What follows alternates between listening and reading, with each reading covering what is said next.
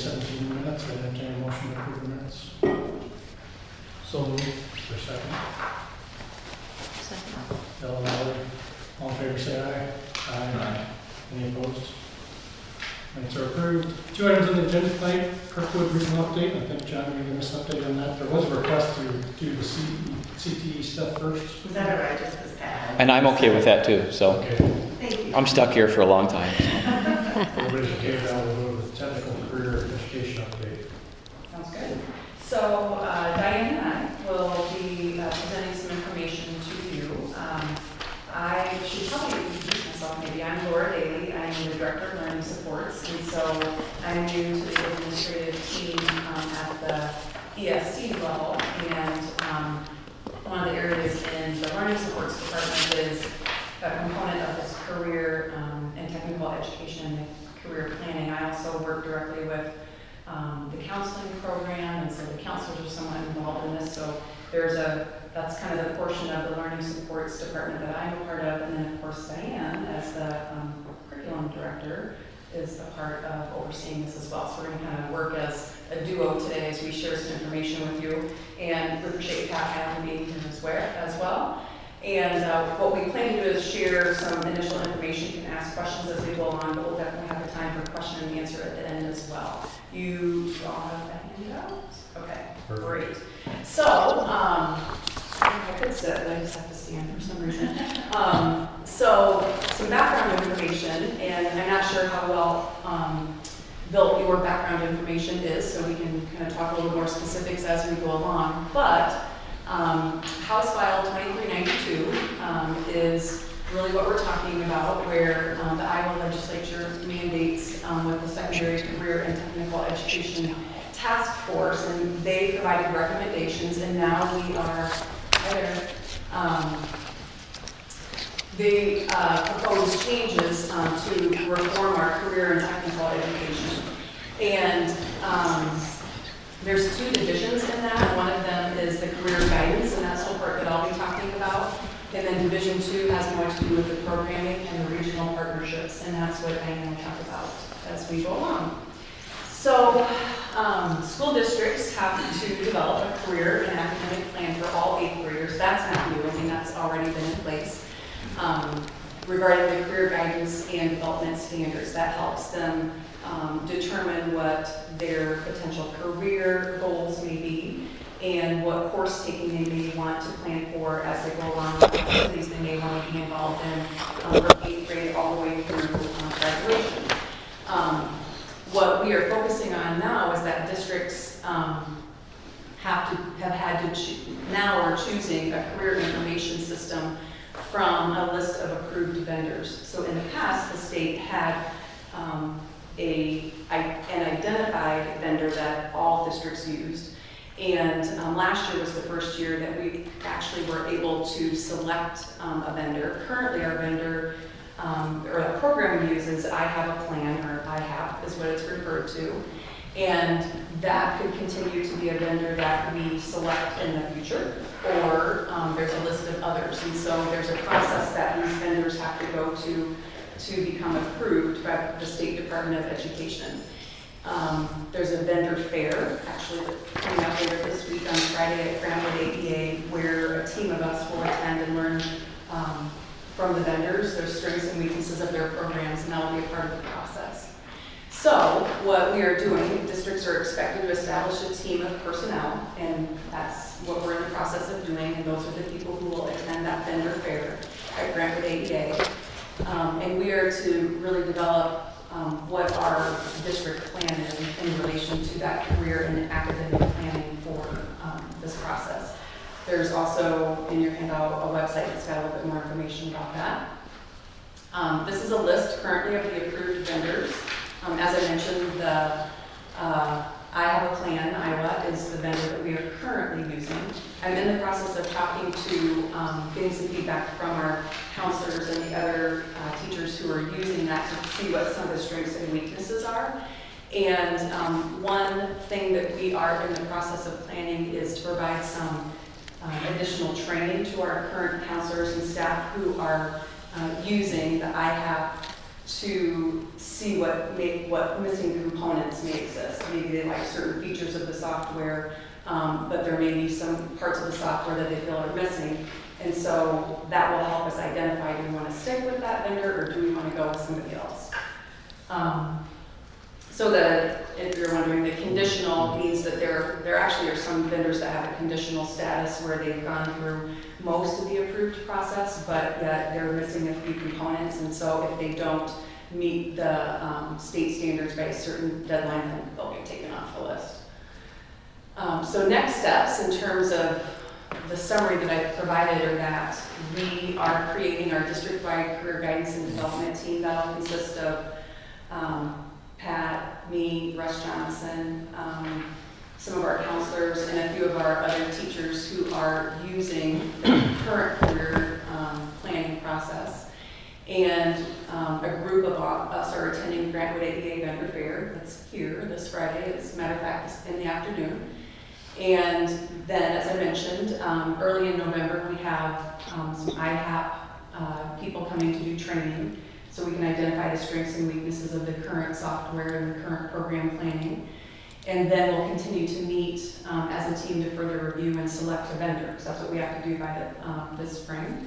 And we'll develop a district implementation plan. What I've kind of noticed just in my initial digging into this is that each secondary school definitely has a plan for how they're implementing the career planning process, but they're doing it a little bit differently. And so what we may want to do is just identify a more consistent and cohesive plan at the secondary level, and that's what that team of people will work on. And so that's an overview of Division 1. Pat, what would you add to that? Well, I'd just say the training that I've been to has been emphasized that this can't just be the role of a guidance counselor. So the challenge for us will be to figure out how we're going to get the other adults in the building involved in this career planning, whether we use advisory or, I don't know, that's the part we have to figure out, because it totally has been the job of the guidance counselor up until now. And in the trainings I've been to, they said it cannot be that one person. It's got to be multiple adults in the building. So we're going to have to figure that out. Yeah. Should it be applied by building or by district? District.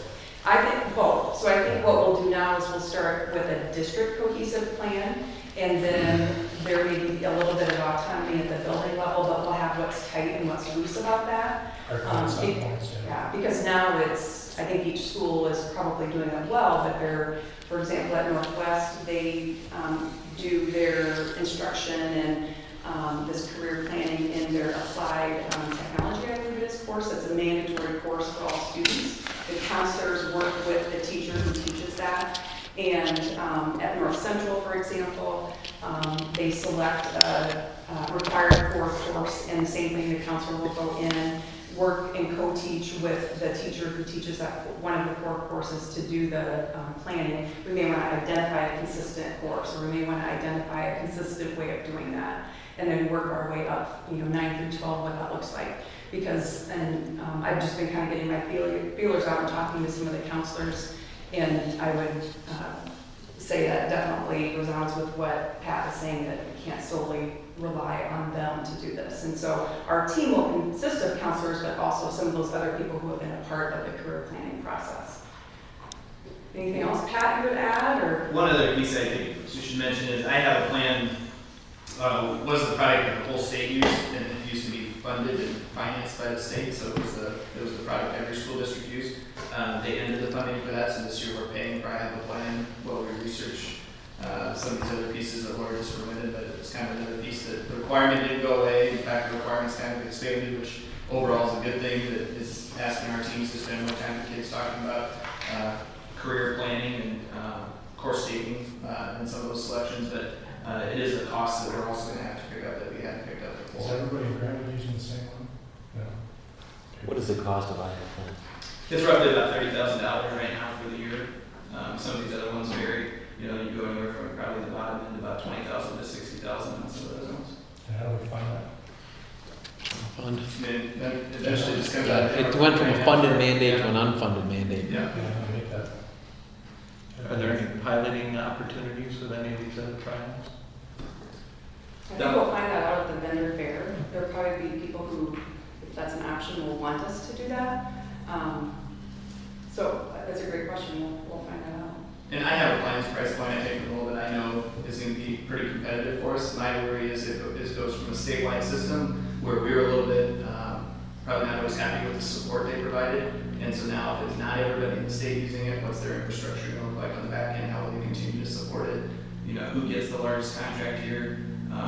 In a way, I don't really like the approach that every district has to vet each of these vendors themselves. Why isn't that happening? You know, on a broader scale that we're presented with an option, this is what we should use if it's good, but it's also an opportunity, I guess, for us to look at and say what fits best for Iowa City. So, It's local control, but like say we're losing scale.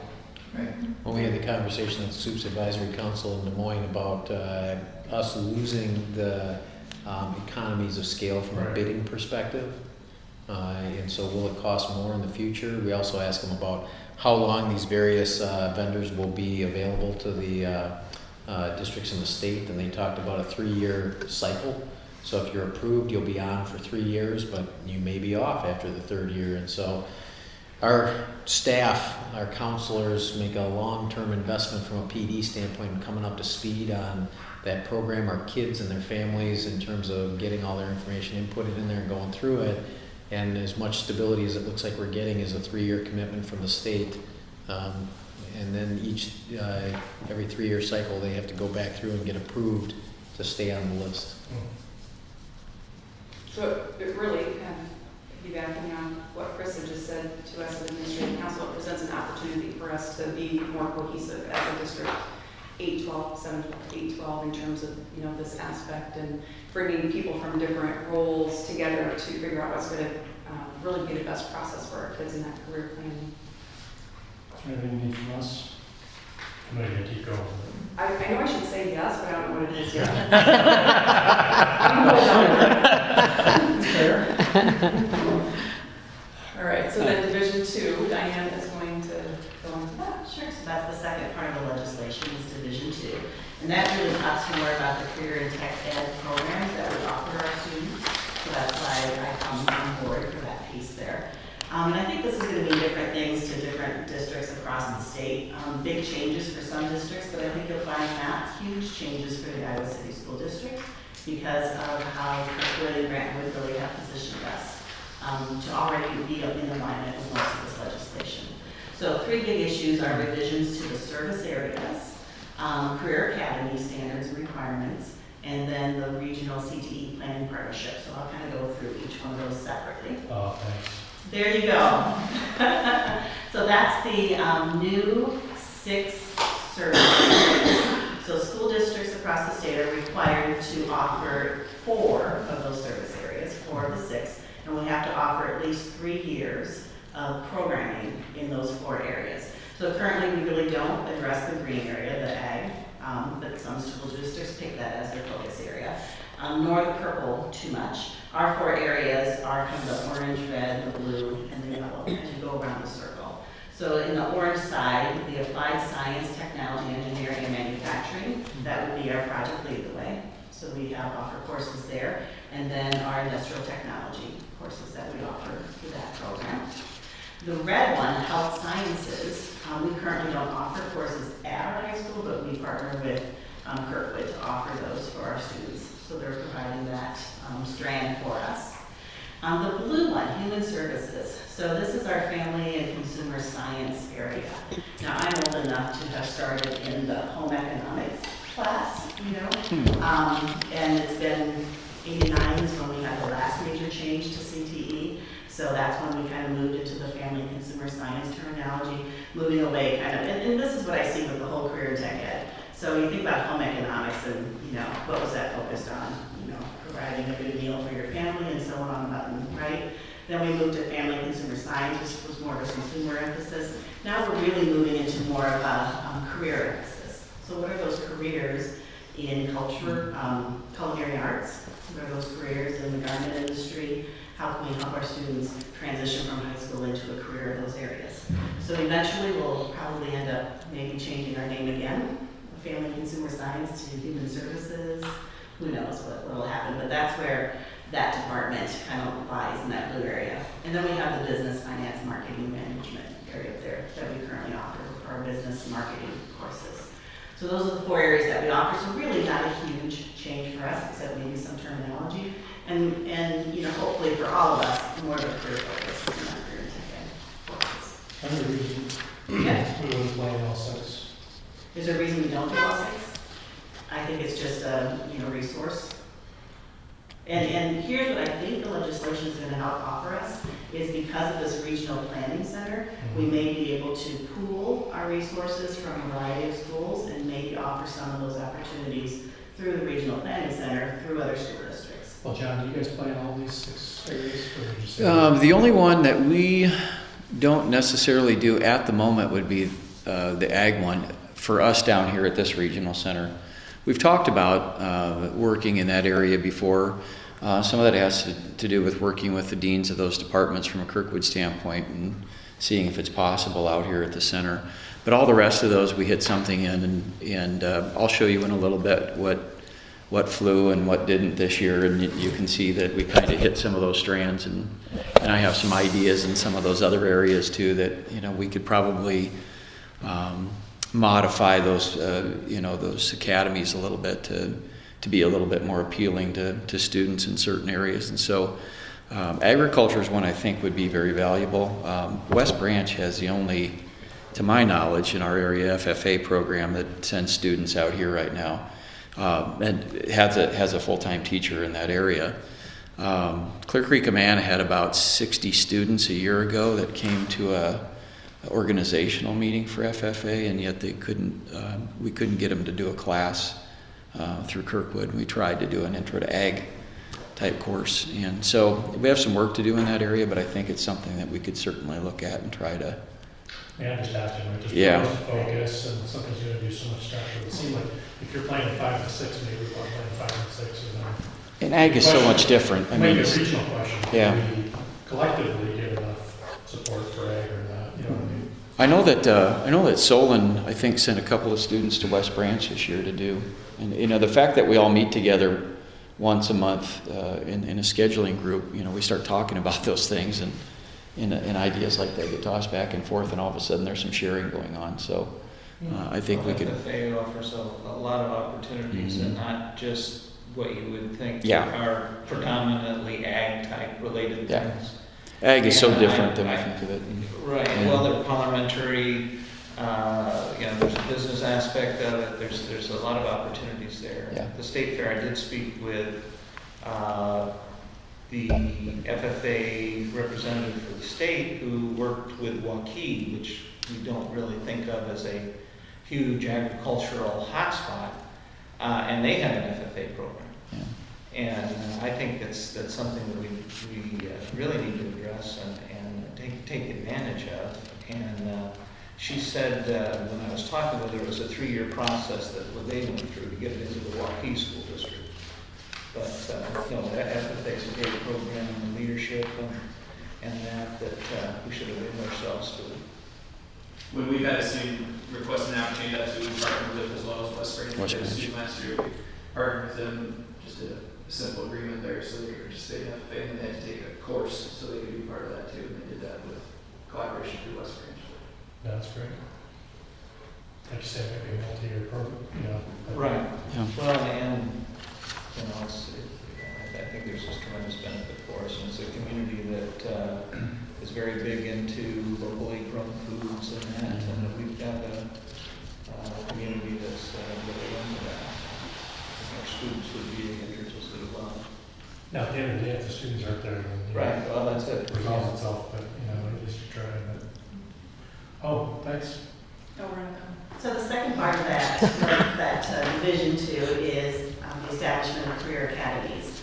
And, you know, coming from a different part of the state with a different AA, different community college, this is going to be big for them, but it really isn't so much for us because of what Kirkwood has done with Grand AA. We already have career academies in place. So really what the state, I think, is trying to do is take a model like we've had here and spread that across the state. So we're looking at a career academy that's going to offer at least 2 years of kind of those upper level CTE courses. And again, offering those through the academy can help pool our resources and do that maybe at a higher quality than might have been done at individual high schools. offering some concurrent enrollment coursework, so kids can get high school and college credit as well. And then really looking at integrating that academic and 21st century skills and that school to work kind of environment. So we can also use these for that offer and teach. So before, when I said we're required to do that 4 areas, 3 years, we can use the career academies to help fulfill that requirement. And then what they want us to do under those career academies is really utilize this planning partnership to really design these career academies. And we already have that pretty well in place through Grantwood and through Kirkwood. So our regional planning partnerships, those have to be established by the end of this school year.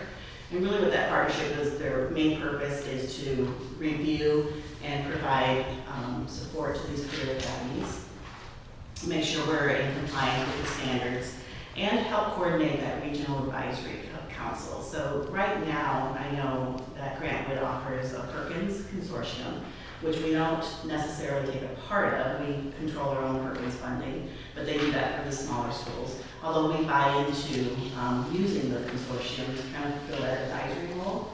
So we need to have these advisory committees to help support our programming in the CTE. So I feel like this is what the regional planning partnership is going to really provide for us, is that advisory piece to help. And then they will also have to do some program approval of the strands that we have in each of those areas. How much Perkins money do we get each year? About 125,000. And that's strictly for career and technical? Correct. And probably the only maybe negative piece of this legislation was, you want to click to the last slide. In the past, we've been getting a reimbursement from the state for vocational educational programs. Last year, that was just under $25,000 that we get at the end of the year as far as reimbursement. So that money, instead of coming back to the district, is now going to go into these regional planning partnerships. So we'll end up kind of funding that through the state, taking money that they hadn't returned to us in the past. Better at that, Say that again? better at that. Hopefully. Yeah. Pat, you want to? Yeah, I think you explained it pretty well. I think the regional planning boards will be a place the school could go and say, look, we'd really like to get an ag program going.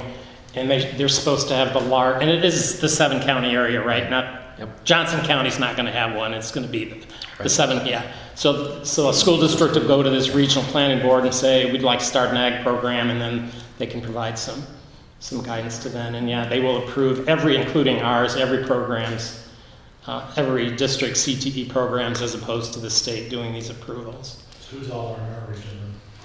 I don't think it's put together yet, is it? No, but it looks like it's the 7-county region, Yeah, so. but I don't think that board. Were you asking about The board's not put together yet. Yeah. The districts will look a lot like our AEA districts. So let county. Yeah, one of the things that they've talked about is that there's some AEA placements. The community colleges don't align with the AEAs, and so if you're working in cooperation with your community college, what does that mean for West Liberty, for instance? They're actually tilt east towards Davenport, but they prefer to be west with us for proximity and programming, and the state's talking about how much flexibility they have to rearrange some of those locations for them in that program. So once they get that figured out, then we'll figure out who sits on that planning committee, and then again, one of the things they have besides program approval is determination of resource allocation. So they were very emphatic at that state SUPS meeting that, so we put about, they took back about $25,000 from us. There's no guarantee that we get $25,000. On the other hand, we could get more than that depending on the validity of program application. So they were very non-committal about how that money gets restored. So what do you need from us?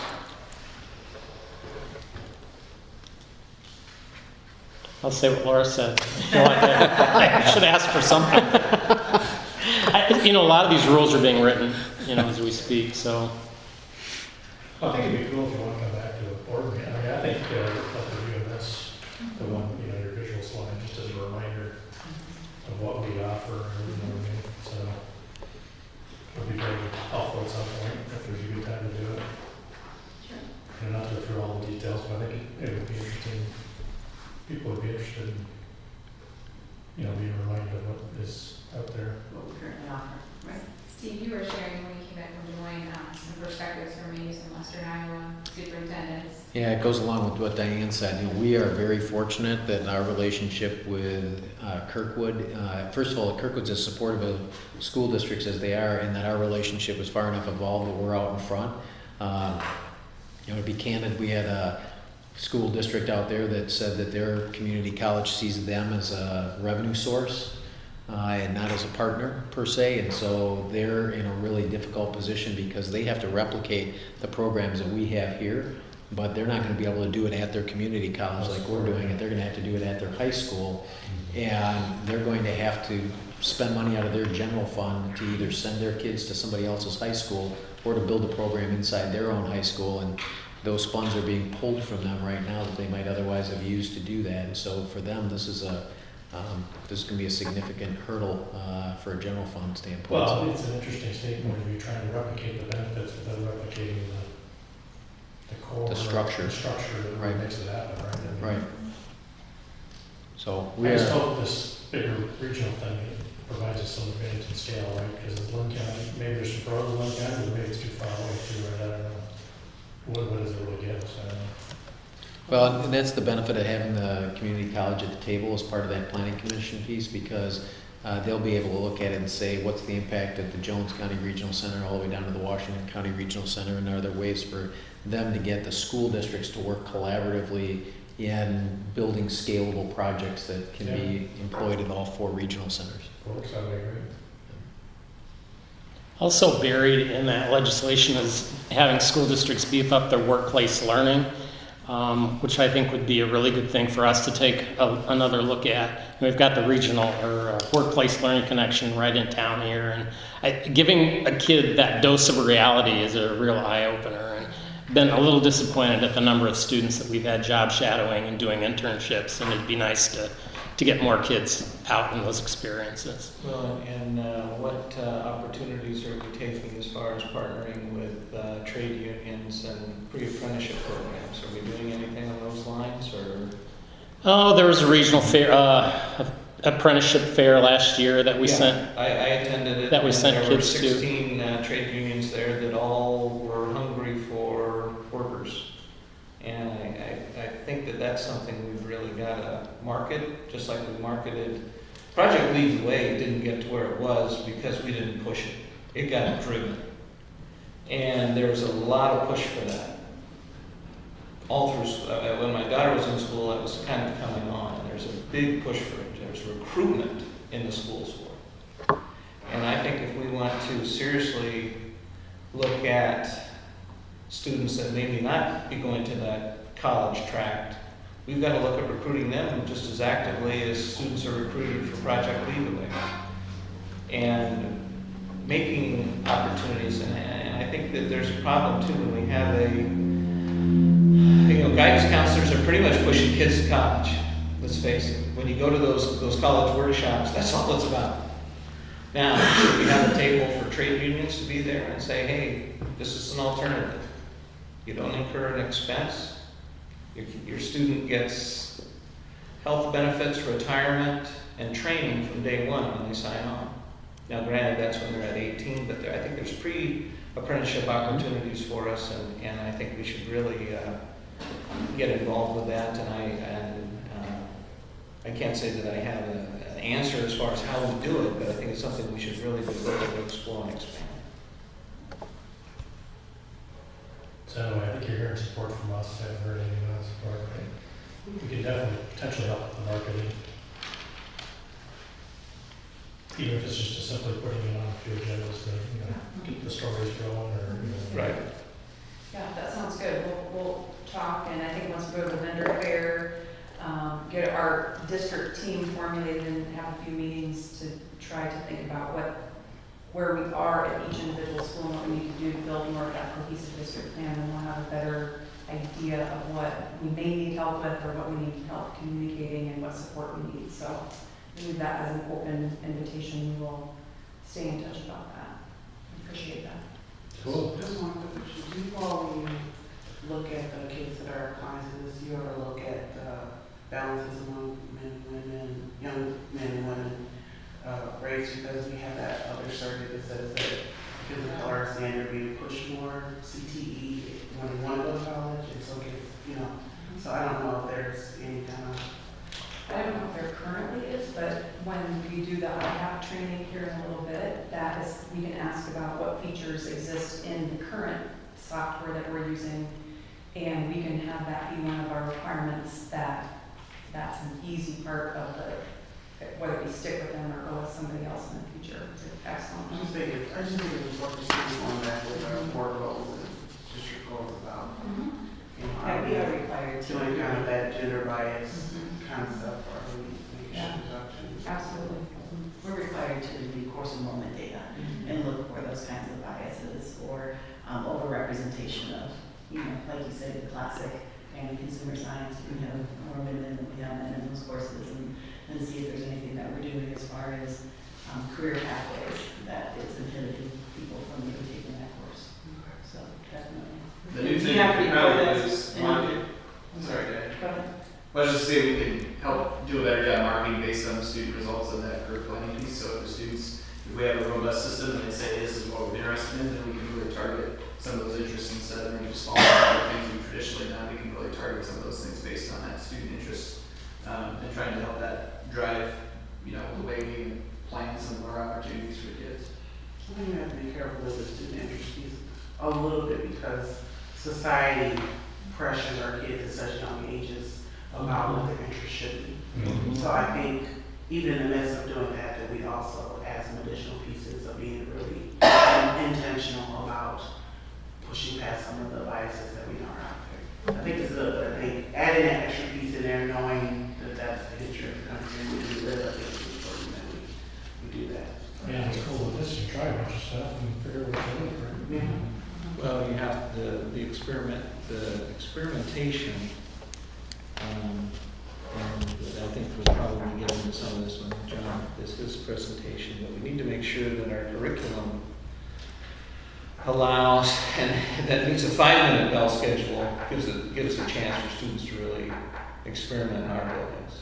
Because when they come here, I really think that the regional center is AP, that this is the AP center. This is where the students come to really hone that career path and to really go forward. If it's an if this is what we're using for experimentation, I don't think the students are gonna, I think it's gonna be wasted opportunity. Yeah. And I too really feel that I don't know that we have the building block curriculum established yet to really bring you the best candidates to succeed in these programs too. When you have students that go into advanced manufacturing and they don't know how to cut wood to length or read a tape measure, that's a problem. I mean, that should already been taken care of. Those skills and things should have been built up. So when they come here, they can max out and get the best experience and really progress. But like I said, we can get into that. Well, we'll save this debate for another day, but I think kids are experimenting until they even get to Well- the workforce sometimes, so. Well, sure. A lot go to college. I'm still experimenting. Yeah, well, What, or True, after changing but- major and stuff. but I don't disagree. I would like to, well, like I said, we'll wait for John's discussion. All right, further discussion? Thanks, that was just the right amount of, it was perfect. Detail. And Pat needs to leave to go teach at a different college. Thanks, Pat. So, thank you. Of course. John, you know, some of our data, just while you start talking, you okay with that?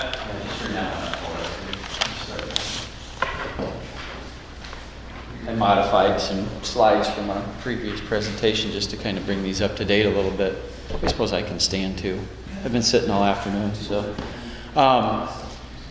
I'll keep this relatively short and let you ask a lot of questions. I really wanted to just give you an update. First of all, welcome to the center. It's good to have you all back again out here. We've had a really good first year, and this start of the second year I think is built on that and been even a little bit better. These are the academies that we rolled out to offer this last year or for this year. And how that process works is we're working right now with our partner districts that all come to the table, and we sit down once a month, and we're hashing out some details about what we look at as far as what we want to try to offer the next year. Some of those come in the way of established academies based on what some Skills 2014 report has told us that our workforce needs are locally. Some of those are based off of programs that seem to work well, that are popular at Kirkwood, that students want to go into and look at. And then others are feedback from our districts that say, you know, our students are looking to this, or the university says we're looking to this. And so we're starting to, you know, to really kind of coalesce those things. The biggest challenge we have as a community college is we can't just look at something that looks cool and just create a class out of, you know, scratch like that. For us to create a class or coursework of any kind has to go through curriculum instruction committee. It has to be approved, has to be developed by somebody. So even if I think, hey, we need a class that fits this niche, somebody's going to have to create it somewhere along the way and be the champion for that course. So a lot of these are, and when you look at the courses, and I didn't bring all the underlying courses with these academies, but each one of these academies has basically 4 courses. Some of them have a few more than that based on the number of credit hours that they meet. And so they're all designed to give students a peek, as I call it, over the pale. If they're inside the bucket and they're looking out a little bit and they're trying to see what their future looks like or what it could look like, this is a start for them. And so Phil talked about advanced manufacturing and technology a little bit. That particular program is actually one of our most popular, and we have 2 sections of that run. We have a full-time faculty member that we hired to teach that. And they're learning safety protocols through OSHA to start the semester off, and then they're working on welding simulators. So before we ever have them touch a welder, we want them to get a feel for what it actually could feel like, looks like, what the muscle memory is like to actually use a welder. And even though we have wire welders down there, we do have in the simulator a stick welder too, and so they can do some of the stick welding on the simulator and then use the wire welders to do both MIG and TIG welding and certifications in those areas. And along with welding certifications, they learn CNC machining, and they learn the basics of our plasma table down there, and then the basics of bending basically and shearing metals. And so they do some basic fabrication components of the course that are required. And then our instructor also likes to have projects for them that he thinks are fun, that they can learn to work on. He just came to me yesterday and said, hey, I understand you want a grill made. And I said, yeah, I need a charcoal grill made so we can grill hot dogs out here. He says, we'll build you one. So they're going to design and build me a grill, not a gas grill, but a charcoal grill. So, you know, they work on some basic things like that. They take tours of different manufacturing companies, and they have professionals that come into the classroom and talk to them about what is available and what works out there and how they do that in manufacturing. The same can be said of almost every one of these. Architecture, construction has a section going this year. If you go down to the construction lab right now, they just wheeled in one of those large shipping containers that they're going to remodel. They've designed the interior, they're designing the exterior, and they're remodeling this over the course of the year for a construction company who will take that then on site as their construction trailer. Getting it into the room and to the side of the room, it's been fun to watch. I'm glad I didn't watch them do all of it, but they got it in there. So, but you know, that's just the component of that. But part of that course is also Project Lead the Way, and so civil engineering is taught to them. So they use Revit. They're learning to design the interior, this construction trailer, and later on they do some house designs and those kinds of things as well. And so we give them an overview of not just, you know, what it's like to be someone on site that builds something, but also what it's like to look like an architect or a construction manager or whatever those components are, those careers that they go into. So as we go down that, you can see the academies are all in blue, are all the ones that ran this semester. The ones in red did not run. We did offer civil engineering as part of the ACE Academy, but we tried to offer some of those upper level Project Lead the Way courses in cohort with our school districts to find an interest for those students that may not be able to have those at their school districts, because as they articulate up, some of them decide this is not for them, and there's not enough in those districts to offer that course. We haven't gotten that to run in that format yet. My suspicion is if we offer that as part of an academy, it may go better. So we're starting to look at where those might fit into different academy formats in the future. Hotel Hospitality and Management Academy, we saw that on the circle up there a little bit ago. And that's another one we think would be a really interesting program. We have students that ask us, this would be really cool if we didn't have to take the the ServSafe certification. Why don't we do something in there that's event planning or management? And one of the components we're looking at with our department that runs that program is what kinds of courses are involved in that, and then how we get some students hands-on tools in there. We talked about going out on site and being a part of academies and being part of workplace learning. And so I've talked to a couple of local hotels already that say we'd love to partner with you in some way to have students come out and learn the aspects of how we manage and run everything from the front desk of a hotel to the hospitality portions of a hotel and catering and those kinds of things. And so we're looking at how we make those even better all the time. Industrial maintenance, renewable energy is one of those that didn't go. If I was an individual that was looking at going into electrical engineering or industrial maintenance of some kind, I would be interested in an academy like that. The biggest problem is does something like industrial maintenance appeal to a high school student? Do they know what that means? Do they understand the implications of what they would be learning in there and how those things articulate to a career down the road? And the same with Transportation Academy. Of course, the other ones all ran here, but Transportation, half the academy ran. So we were able to do the collision part this year, but the tech part didn't go. We had 4 students interested in tech, whereas last year tech went, collision didn't go. I have a great instructor right now, and I would love, he can teach both of those courses. I'd love to full-time employ him next year and have the tech go as well. We have a beautiful lab downstairs, and so some of that relies on us to tell the story and to help students find an interest. And we just spent the last half an hour talking about maybe how you do that and how you find a hot button for a student to say, I'm just curious about this. I wonder what this means. I wonder if I could do something like this. And the other part of that is getting them to take a peek over the pale before they actually come out here to take the big peek, right? One of the things we're trying to do this year, Angela Mosley is our career services coordinator, and last year Lynn Regional did this and it really worked well, is to have our guidance staff at some of our partner districts identify 10 to 15 students that they think might have an interest in some of those STEM type fields that are CTE. And bring them out here on a special day, have the instructors in there, have people in there that can talk about industry and careers and what people do that go into this, and let them go station by station and check every one of those out. And doing that last year, Lynn Regional was able to get their industrial maintenance program off the ground, where they had 0 students a year before. They have 15 this year. So we're going to work on that for late fall here or early spring. Angela's working on the details for that. The other part of that is simply partnering with Workplace Learning Connection, offering vendor fairs and career fairs and those kinds of things out here.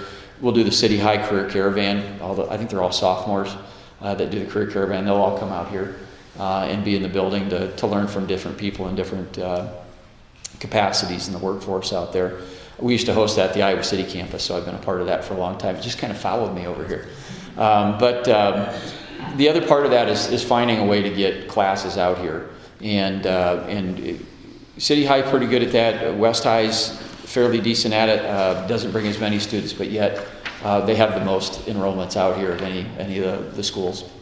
So just a little bit about what did and didn't go this year, just as a breakdown of our district partners that send students out here. And you can see that all those numbers, by the way, are fairly consistent from last year, with the difference being Tate is up a little bit, Tipton's up just a little bit, West Branch is up slightly, about 10 students from last year.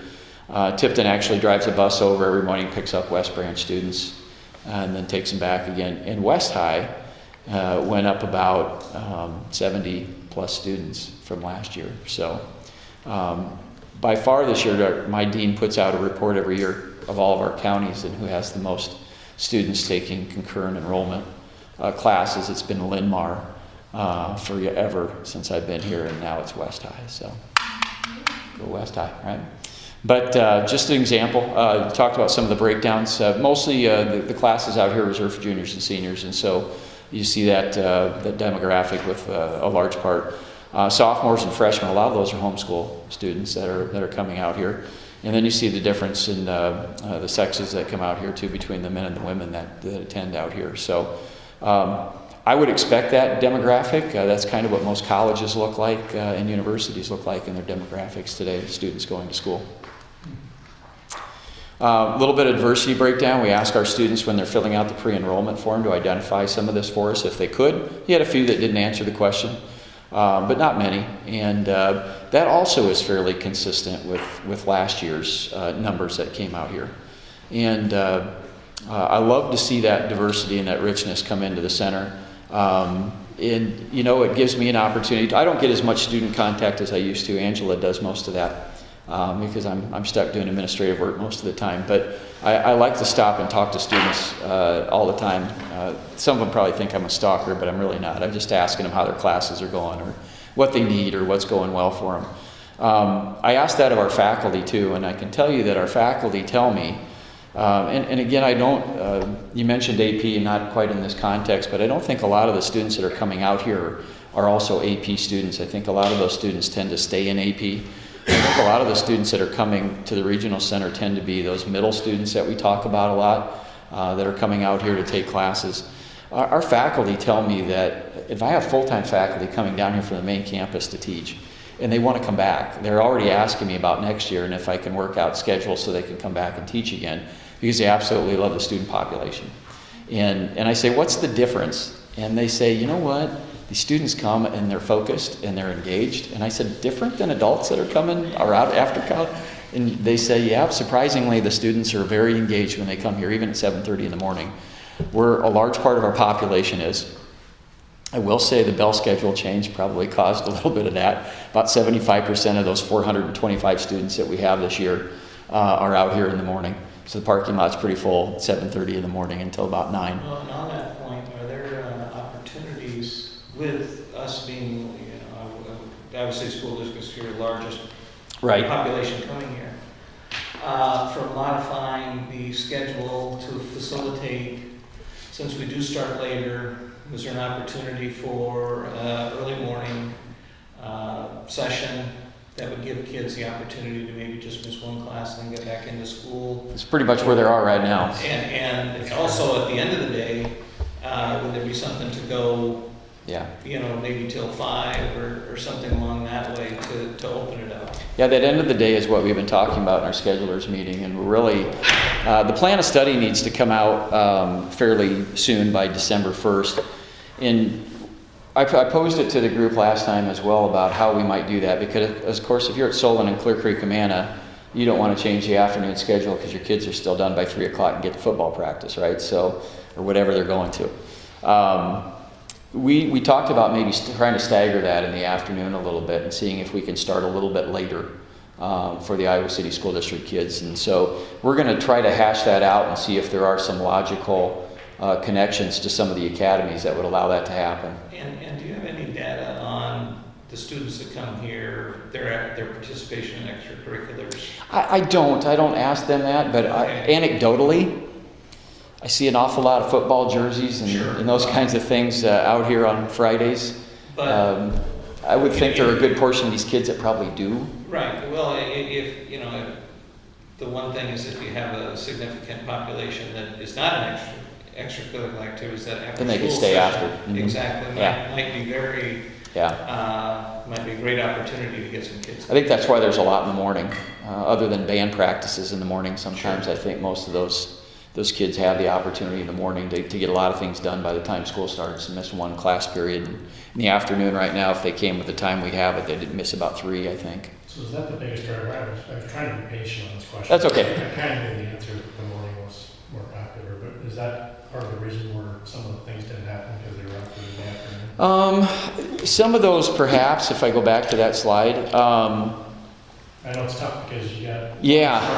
one instructor maybe does 2 courses. and- Some of that's based on instructor and when they're available. If there's not many instructors that can teach that particular class.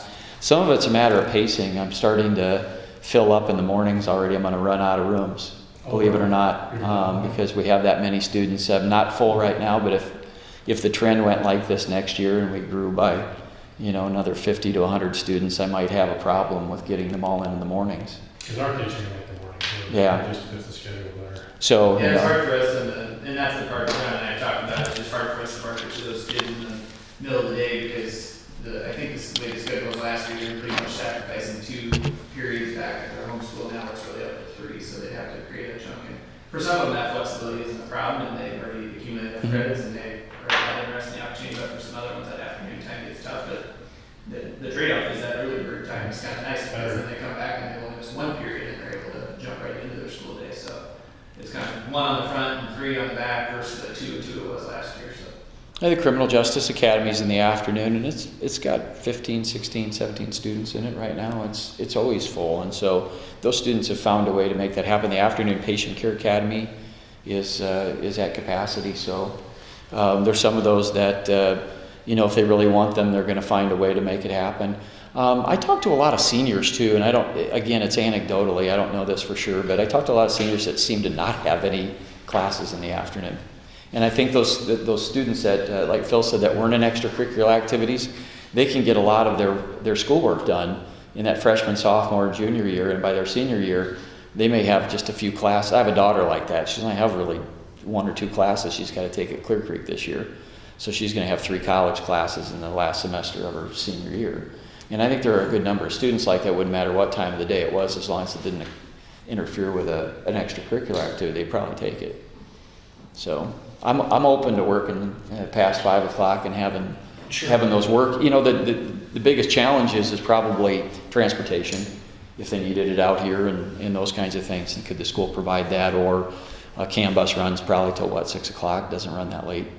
And along those lines too, like a summer program, has that ever been, kind of a thought? And I know, we used to have a phenomenal home building program, and that was a year-round course. And there might be some way to get that home building program as a spring, summer, maybe tailing into the fall.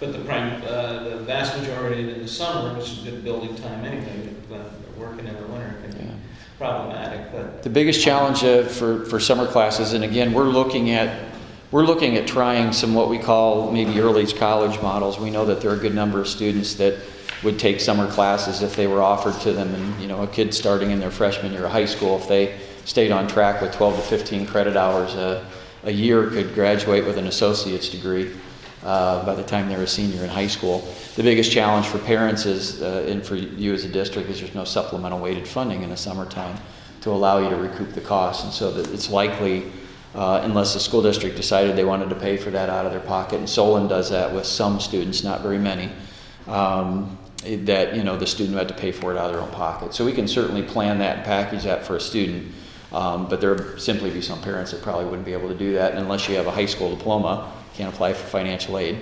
I keep asking our foundation if maybe there are some opportunities to figure out scholarships for kids like that. So, but I'd love to do it that way. I think we ought to be open year-round doing those kinds of things because we can. So we're here. well, maybe that free apprenticeship partnering with the trades, that might be a great opportunity in the summer to start it. I think they refer to it as a helper program. Yeah. Sign somebody on that. The ACE mentorship program that goes along with the Architecture, Construction, Engineering Academy does summer projects like that. A few years ago, if you go out to Clear Creek Amana's campus, they designed as a 7-county group between the high schools and the ones at the regional centers. They designed a STEM building that they actually went on site then and built. Not every student could do the summer class, but we created were able to create, because we had an existing class, a summer section for those students and enrolled them in it. And I think Joe Greathouse, who's the name of our instructor, which I have accused him of changing his name just to fit into that area. But Joe was able to find some scholarship funding for those students. And so they actually helped then construct the facility. And so it was a great opportunity. I think they're doing that a little bit more locally now instead of a great big 7-county-wide project. But And I believe Habitat for Humanity is offering funding for students if they sign up for the Summer in the Habitat project. Yeah. And somehow the number of 1,500 is I'll talk to Joe about that. I think he's mentioned Habitat, and I'm pretty Right. sure he's done that. So Well, John, that ACE mentorship program you mentioned, Oh, yeah. affiliated with the academy here, was starting that class that we did at City High Phil. They should be able to also be affiliated with that ACE mentorship program through that course, not just waiting to the regional center. So any of those summer opportunities, if the kids are affiliated with that course while they're in high school, then they can also partner on those summer opportunities for that. So that's a link we hope to make. It's that Intro to ACE program that City High started this year. Well, it's a start. Yeah. I just put a few photos up here. I know you guys aren't always out here when there's students out here, so it's students working on CNC machines. Wish I could grow hair like that kid. Now, I spoke with the machine shop instructor, and and don't get me wrong, training kids on CNC machines are great, but there's a ton of machine shops out there that don't have any, and it's all manual equipment, and if all you know how to do is set up a CNC machine, you're not going to be able to get a job in a shop where they turn you loose on a manual lathe. Are we doing anything to make sure that we're getting the skills that are not obsolete and exposing the students to that? Well, the answer to that question is we're probably not, Phil. I mean, we use industry sector boards that help us identify what needs students have to go into a business to run out there. And a lot of these CT programs, we base a lot of that off those needs. And so, I don't know that a mom and pop store might be represented in that as much as a company that's looking for quite a few employees. So, I mean, I understand what you're saying, but If you look at the machine shop opportunities in Johnson County, there are very few that require CNC capability. Right? There's a lot of shops, smaller machine shops that require someone who can put the stock in and work on it and go that route. So, and it's just, having that skill doesn't make you any worse a CNC operator. I would think getting them some of the basics in this, they might be able to apply those and to learn some of those others when they get there. That would be my guess. So, I think I have one slide left on here. I had a couple. Oh, that one's an interesting one. Just to point out, we had Mark McDermott, who's my contact at the University of Iowa, does a lot of work, and he's actually teaching one of the Education Academy classes on Fridays this year. It's topics in education, and so every week he's bringing somebody new from the education field to talk to those students about what they might see when they go out there and what they might choose to go into. He also sets up some of these Friday talks, and he had the provost from Iowa come and talk about his expertise in wind turbines. You can see all the people that showed up for it. And then we beamed that out in a Zoom meeting out to several different high school classes as well, and they participated in that. So just some opportunities we're trying to harvest out here with the relationship with Iowa. And then I just pointed this out too. We had, in addition to what we do out here with the college credit in high school, we do have some other opportunities in the building too. We have adult accelerated programs out here in the evening. We have 2 web live rooms where we have regular students coming in during the day when we're not offering high school classes that can come in and use this in distance learning. And then continuing education had over 1,500 people take advantage of the facility last year. Everything, if you walk around tonight, is probably photography, and I think we have a continuing ed class tonight for hairstylists. They have to recertify. So they're coming in and learning dyes and different things tonight. And then we had a lot of kids out here for summer kids camps this summer. We had little crumb crunchers all over the place, and it was great. Loved every minute of it. And we really hope to expand on that this year and get a lot more kids out here exposed to the facility, just exposed to ideas around education and topics in science, technology, engineering, and math, and those things as well. So, but anyhow, Standard questions. Yeah. How can we help? I could use a raise. So no, I'm kidding. What can you do? Okay. Well, I think that, one of the hardest parts for us, and I think Phil hit on this, I don't make light of the fact that we can't do everything. But I certainly think those kinds of ideas too, we should weigh and take value in and say, here are things too that I see in the community where students would need to learn these things. Maybe we can enhance part of an academy that we already have to hit those needs and make sure those things are happening.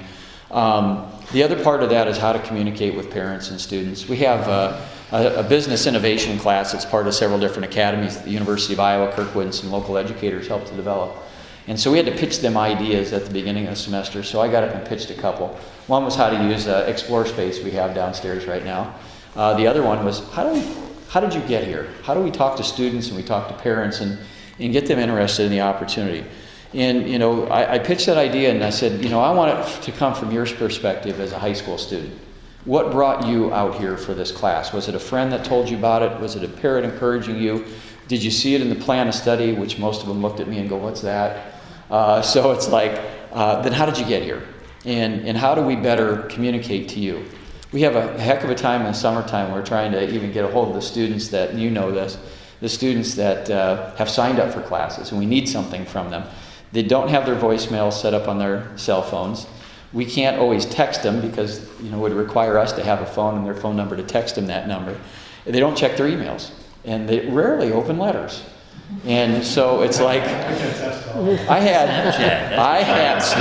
FaceTime, whatever they call it. I had 4 students show up the first week of class this year who we'd never seen before. They'd never signed up for anything. They didn't come to orientation, and they just walked in and said, hey, I'm not on the class roster. And I said, not only are you on the class roster, I don't even know who you are. And they came because a friend told them, hey, I'm just taking this class, why don't you come? And so they showed up, and I don't think any of them from the Iowa City School District, so that's saving grace. But did you ever answer that question in terms of what's the Pareto and so why or how do people get motivated? Are we working on that, or are we they're working on that small and anecdotally in that group to try to figure out what is interesting students and how we're finding out. But I think we need to flesh that out some more. We all have all these. Do you all do it? That was a question that's been in my head for 15 minutes. Yeah. You know, do we survey them at the end? We do. To get some of the information? We survey them at the beginning of the course. We do kind of a satisfaction survey with them and ask them those questions. You know, what worked, what didn't work, what do you wish was better? How did you find out about it? You know, and then we do that at the end too. What did you like about your experience in the academy? We're just getting some of that. We just finished those surveys like a week ago, so we should have some data back here pretty soon. Not only from here, but from all of our regional centers that do that with their students. I think the biggest review is the students themselves. I think that's what we can contribute the growth in our numbers to, is really just to review the students coming out and having the experience and talking about it. Because you look at our 2 schools, and I think one probably did more in a way of trying to go out and do a lot of promoting and doing that, and it didn't necessarily reflect the numbers. I think it was just more students coming back word of mouth, talking about the positive experience they had doing that. Not that the other students weren't positive, but I think that's the biggest indicator of success, is just having a good experience out here and being involved, and sometimes come back and sharing that with their peers. And we know adolescents, that's a lot of times how they make their decisions too, right? It's based on the review their friends give, not necessarily all the information that we can provide them with. So the more that I think, like John said, we can get them talking to each other and sharing their experience with their peers, the better we'll be positioned. Just some of the small pitches they've done back to me so far, that's kind of where they're heading, is, you know, and we have these idea of a student ambassador, you know, that's at West High that can talk to students about what they're experiencing out here. But they're coming back with some of those same ideas, and I'd love for them to push those a little bit and see what they think about it. I think, you know, we put a lot of, and I'm speaking from our standpoint as a community college, you know, there's an awful lot on the guidance counselor's plate when it comes to, you know, talking about these with students, helping them get pre-registered, and in some cases keeping up with that student. I mean, because of FERPA, I can't always call a parent and tell the parent how their student's doing, but I can tell the guidance counselor, and the guidance counselor can work again with a parent or a student on those things.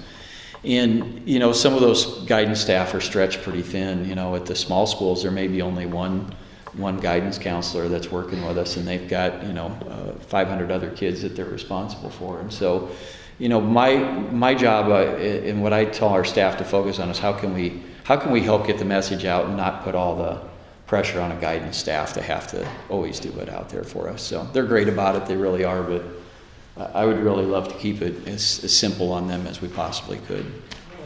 Job shadowing is a good thing. I had a couple of students, one from City, one from West, come out to my shop last week for quite a while, and did everything in my power to try and discourage them from being, because I was doing a tune-up on a V6 where the distributor's way at the back, and I saved the hardest plug for each one of them to try and see, and asked them if they could see it. They said no, so okay, well, we still have to change it. But what grade were they in, Phil? They were. That's a great question. I believe they were both sophomores. Sophomores. And you know, they had worked in their own vehicles, had interest in vehicles, that type of a thing, but really hadn't had any formal, other than kind of working with grandpa, that type of a thing. And one thing that kind of, and I know I must sound like Johnny One Note, but I think we have to really think of career and technical education no different than we look at, if we want our students to succeed at AP Calculus. We don't just have AP Calculus. There is a building blocks to get to the point where you're prepared to get in there and do very well with it. And I think we have to have that same type of system that when the kids come here, they're very successful in your programs and they get the greatest benefit from it. And that has to be done, that has to work at our level. And I think it has to start junior high, maybe even middle school. We got to start having some introductory and discussions. And with your virtual welders, I mean, they all have wheels on them. You know, you can take them out and set them up at remote sites. I think they're great to get people interested in welding. I tried one out at the state fair. It's amazing how quickly, once you get into the keys and the cues, how it really gets you to be very proficient. And we should have tonight. Well, that would be a good press thing if we all come out and get under the hood. I'm sure Latasha could show us all up. I mean, if you play video games, you can. If you play video games, you can do it. And a lot of these kids are in that. But I think we need that would help. And on that welding note too, since welding is kind of a skill that goes into many of the academies. Yeah. Advanced manufacturing, construction, transportation, and art. If we were just to have, I don't know, maybe a freshman, sophomore introductory welding course, that's all it is, just a welding course. Gets them into the building, you would get girls that are interested in art, you get guys that are interested in auto body, you get people that are interested in just being a welder, those type of things. So you have a course that might suck a lot of kids in.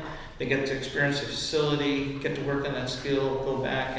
And I think too, if you can get freshmen and sophomore in the door, well then your numbers are going to go because you would assume that they're going to progress through the academy as they go. If it's always juniors and seniors, it's always going to kind of be you're losing them. You're losing them just once they kind of get in, they're gone. Yeah. And then you got to keep stuck. Well, they're not necessarily going for Kirkwood. A lot of them articulate up for to you, yes. up to the 2-year program. So. Just two really quick questions. Sure. One is there any way that any of these classes can go over to the Iowa City Campus. Because I wonder, looking at the City High numbers and how small they are in comparison to West High, is there any opportunity for that? And the second question is there a way to build in a teacher or someone that kids who are coming from our high schools can check in with at their high school that are coming out here, instead of it just being a guidance counselor? Is it a way, I don't know, maybe it exists, I might be like talking out of turn, but like, is there a person that they, instead of just a counselor that they are checking in with, is checking in with them to go, you know, how's this going, what other ways can we, you know, assist you in out there? Part, I know part of it is them learning. Yeah, part of that is we want them to learn to communicate with college instructors and those, but you know, 2 things happen. One is, you know, we have our instructors keep a little better tabs on students here than they might in the, if you don't show at your regular college course that you paid for, you know, after about 2 weeks, they're going to say, well, you know, I tried to get a hold of them, they're not coming. They got to let us know. If Billy's not showing up for a couple of days, then we want to know, and we need to let the school know, because the chances are if Billy's sick and we don't know about it, or, Billy's coming out here and you're not seeing him, so there's an issue. What was the second part of your question about Iowa City campus? Iowa City campus, they can take some of the classes over there. That might not be a full academy, but the Arts and Science Academy, every one of those classes is offered at the Iowa City campus. It would be up to the district and how the district wanted to package that. A student could do that with what we call alternative concurrent enrollment. So you contract all these classes with us, and a student could take it over there if that was something the school district decided they wanted to do with that. Not every class is offered over there. They don't have facilities like this for welding and advanced manufacturing and auto.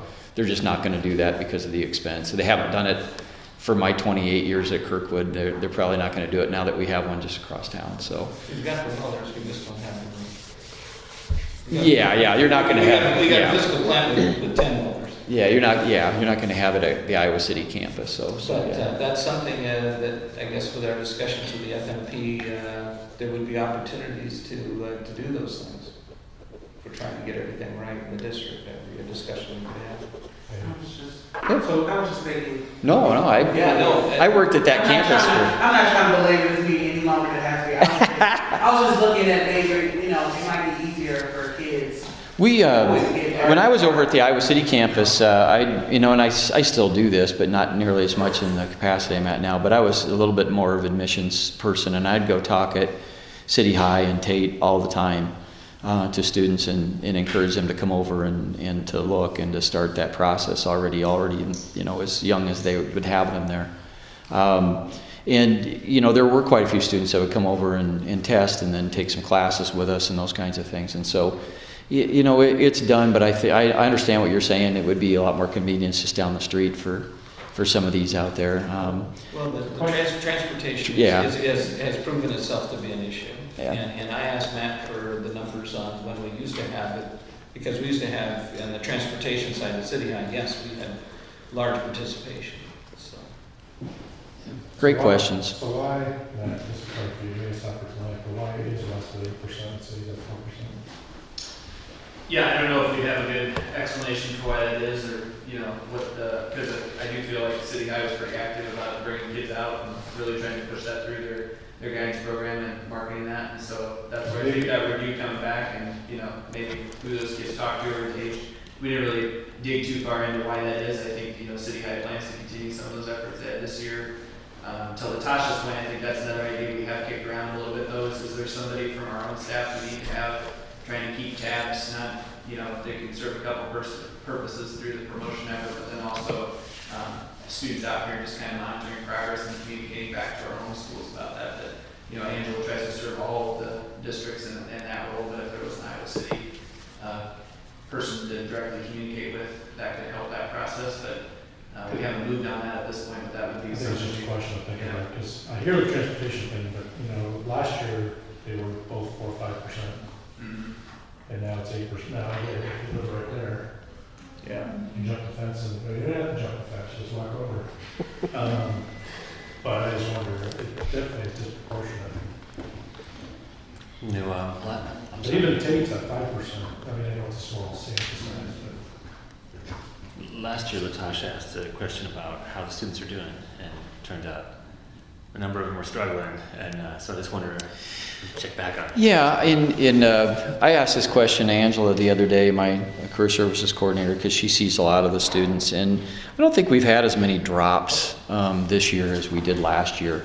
We did a couple of things. And one of them was we did, I think, a better job of communicating to students what kind of the expectations are going to be when they come out here. I mean, it's a matter of, if you're the type of student that doesn't tune your homework in or read your textbooks or, don't always come to class every day, you're going to struggle in college no matter what. And so we kind of made that very clear to students up front, when they came out for orientation and said, look, when we all went to college, this is what the expectations were, and they're going to be the same for you.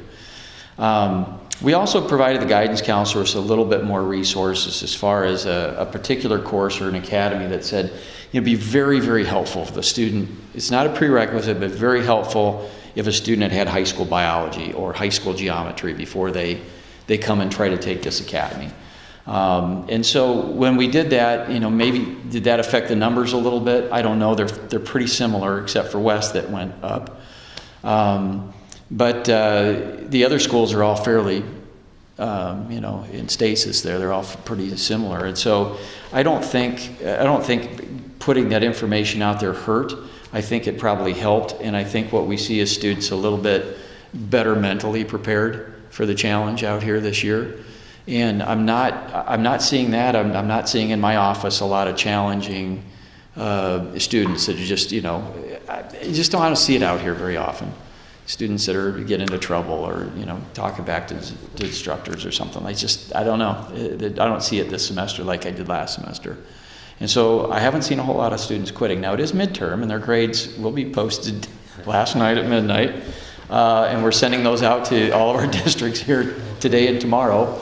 So we'll see. But I did ask all of our faculty too this year, early on, because the tendency I think sometimes for college faculty is to say, look, you know, we'll give them a midterm grade. It's their responsibility to come talk to us about how they're doing if they're not doing well. Well, that works well for you and me that have graduated from high school and now we're paying for this out of our pocket. For a high school student, they're used to getting a lot more feedback and information probably than they are in college. And so I've asked our instructors to kind of do a checkup on their students a little more often. You know, I'll send out a reminder that says, hey, you know, midterm's a couple weeks away. How are your students doing? Have you had a conversation with those that are struggling in your class? Have you told them they can come to us for some help? You know, and so between the University of Iowa's made some writing help available as well this year to students, and I think several have taken advantage of that. And so I'm not seeing it the way, but it doesn't mean there's a little bit more of the semester to go yet, but I'm not seeing quite the drops that we saw last year. So, great question. Have access to their grades online as well through EagleNet, yeah, and so there's two things. One, most instructors use a classroom management tool called Talon. We name everything after Eagles parts around here, so Talon, and they can go on that and get almost like a daily grade. So if they had an assignment that they turned in that was graded, it's going to be in Talon already, so they can see how they're doing on their homework and quizzes and tests and those kinds of things. On EagleNet is where they post a midterm grade. So they'll put a midterm grade in there and then they'll put a final grade in there. So Talon is where we tell them to check their daily work. If an instructor doesn't use Talon for some reason, then they need to communicate with their instructor on a regular basis and find out how they're doing. I think almost all of them use Talon. But the other part is they'll get a final grade right before the holidays here, right in the first part of December.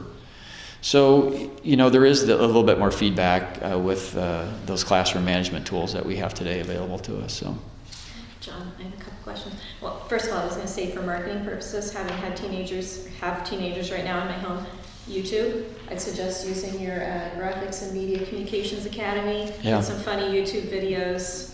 I got a kid right now that's going to help me work on some of those things. They're addicted. We tend to, from our marketing department, do these nice corporate video things. And my 12-year-old came into the other day with a app she get on her phone. She goes, Dad, look at this music video I just did. And I go, that's exactly what I'm looking for. It's a free app. Yeah. I said, I need a 12-year-old to help me with my marketing. So. Yeah, get them to tell you what they look at, and then that's the way to reach them. Second of all, as you're doing your stats gathering over time, I would be interested over time to see how many kids are using the skills that they're gaining here to get a better job during the summer or a better job while they're in college, if there's a way to gather that information. Yeah. I have heard from teenagers in our district that that's one of the reasons they're coming here.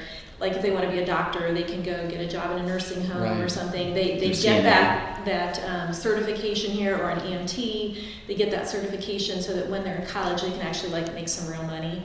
And so that's part of why they're coming. So I'd be interested just over time, if there's a way to follow up, like with, in 4 years or something, say, what did you do with this experience? We have their contact information. I bet we could do that. At least the ones that would reply back to us, we might be able to get some good data on that. I know there are high schools that do that. Solon does that and tries to follow. They have a goal of every student, within 4 years having some kind of advanced degree, and so they're trying to track those students' longevity. So I think we could probably do something like that. It would be cool to know too how they use that. I think that would be a motivator for kids too. Mm-hmm. I can go make more than minimum wage. Yep. That's cool. Tell me more.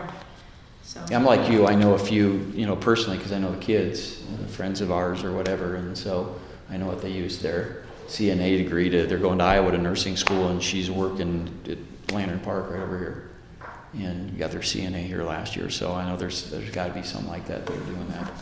That's what our hope is, anyhow. Yeah, that's what I hear. Mm-hmm. And since ACT is home here and ACT does ASC, has there been any thought of trying partnering with them as far as with your transportation, hoping that setting it up so the kid going through it might be able to get an undercar certification or A1 on the Master Tech? I would have to visit with our program on the Cedar Rapids campus a little bit more on that, just to find out that some of the things here, they don't want to advance them give them too much here. I mean, not that they want them to take it all in Cedar Rapids, but they try to have that introductory course here and build that maybe skill set before they have them I understand. articulated It's into kind those. of They might be more advanced. It's kind of to Lori's point, because, I mean, there is kind of quick loop certification Yeah. that, you know, if a kid's a junior, you know, he could get certified to then go work in a Jiffy Lube. And, Right. and that type of a thing. I'll ask about that. It's a good point. Yeah.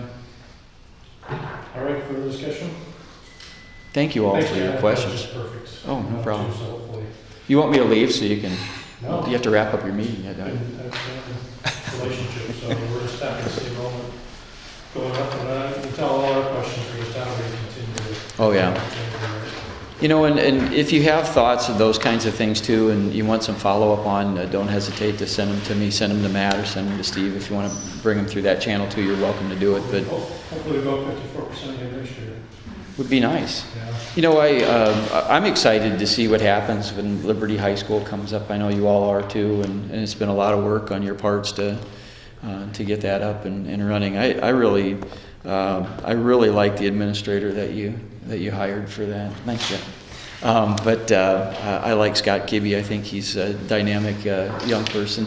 I say young, he was on my dorm floor in college, but I really think, I think he's going to be a really great principal out there, and I'm excited to see what happens with the school and how that all bring it up. So The other most important thing we talked about is capacity. yeah. As far as numbers, what's our max?